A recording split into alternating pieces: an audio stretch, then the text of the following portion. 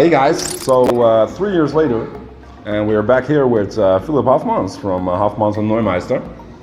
That's been a journey for you, I think, Philipp, hasn't it?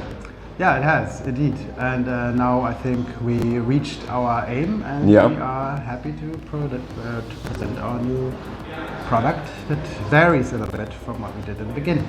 So, let's take a look at that, guys. So, Phil, how do you see this new development back in your new collection? What do you got for us?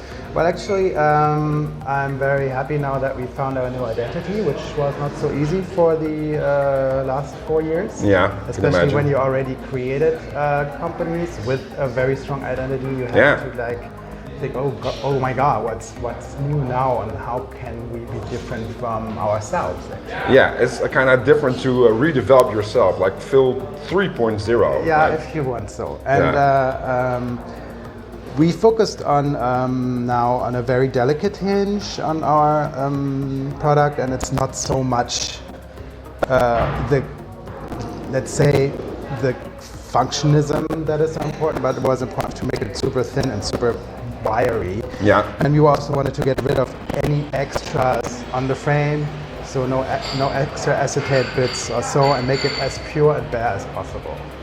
At the same time, of course, playing with the shapes is also important to us. So it's a combination out of like a little technical innovation and of course like a great variety of shapes, so that the optician is like happy with nearly everything we do. So the variation starts from the beginning of the early 20th century. That means like we start with round, then we have panto, then we have aviator, upswept, American rectangle, and from all those like basic shapes we develop the whole universe of shapes that we need today. Yeah, the Haffmans Neumeister universe. No, exactly. So can you show how this relates into shapes? Well, of course.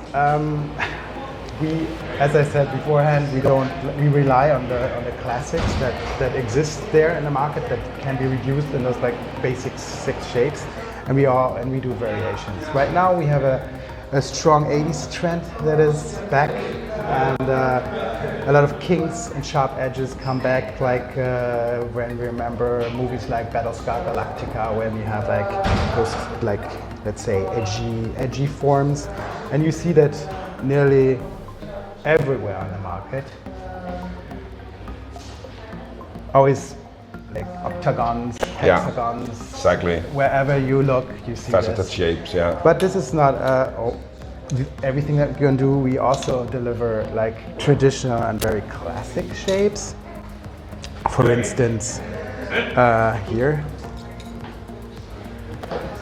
we're retouching a topic that was invented by Essilor in the 50s, 60s. Actually, the pair of glasses that my grandma was wearing. And this is it. Well, this is the masculine version. And we also have a feminine version of this. The classical nylon topic reinterpreted. Yeah, I think that's so super cool that you could like use one style and make it into a feminine and a masculine shape with just like little twitches here and there. And, and then also you just can transform it in a pair of sunglasses. How cool is that, guys? This is actually how my grandma was walking around in 1972. So maybe you guys recognize this shape from the book our good friend Mos Lippo made. It's a very classic Solomore shape made by Essilor, which was very famous in that era. And yeah, Phil just did his little thing and used that feminine touch to create something modern and very sophisticated. Yeah, thanks for saying. Also, we introduced this time, I was talking about like this like box squarey shape that are very, let's say, popular right now. But we also can do exactly the same in a classic iteration. So you have basically the same idea of a shape in 2 versions. If you love it classic, then you go for this. If you want to be more contemporary, you go for that. Very cool.